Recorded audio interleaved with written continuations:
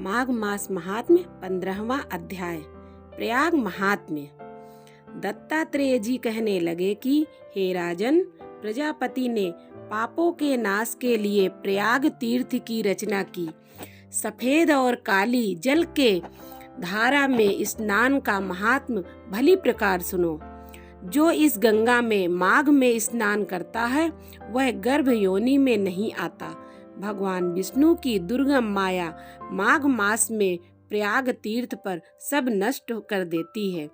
माघ मास में प्रयाग में स्नान करने से मनुष्य अच्छे भोगों को भोग कर ब्रह्म को प्राप्त होता है। माघ मास तथा मकर के सूर्य में जो प्रयाग में स्नान करता है उसके पुण्यों की गिनती चित्रगुप्त भी नहीं कर सकता। 100 वर्ष तक निराहार रहकर जो पुण्य प्राप्त होता है वही फल माघ मास में 3 दिन प्रयाग में स्नान करने से प्राप्त होता है।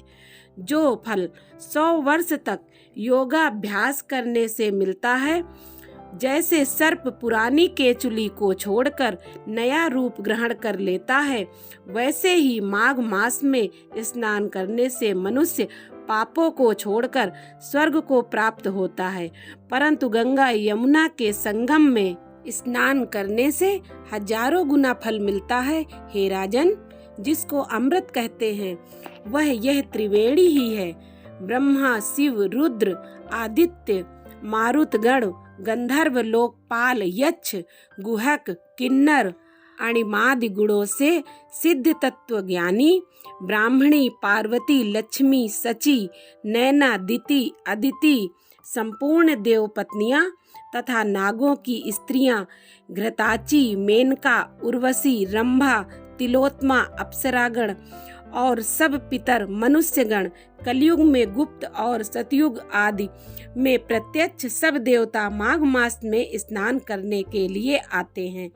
इन दिनों माघ मास में प्रयाग में स्नान करने से जो फल मिलता है वह ईश्वर ही कह सकते हैं। मनुष्य में कहने की शक्ति नहीं है। हजारों अश्वमेघ यज्ञ करने से भी वह फल प्राप्त नहीं होता। पूर्व समय में कंचन मालिनी से इस स्नान का फल राक्षस को दिया था और इससे वह पापी मुक्त हो गया था। इस प्रकार माघ मास महात्म्य में 15वां अध्याय पूरा हुआ।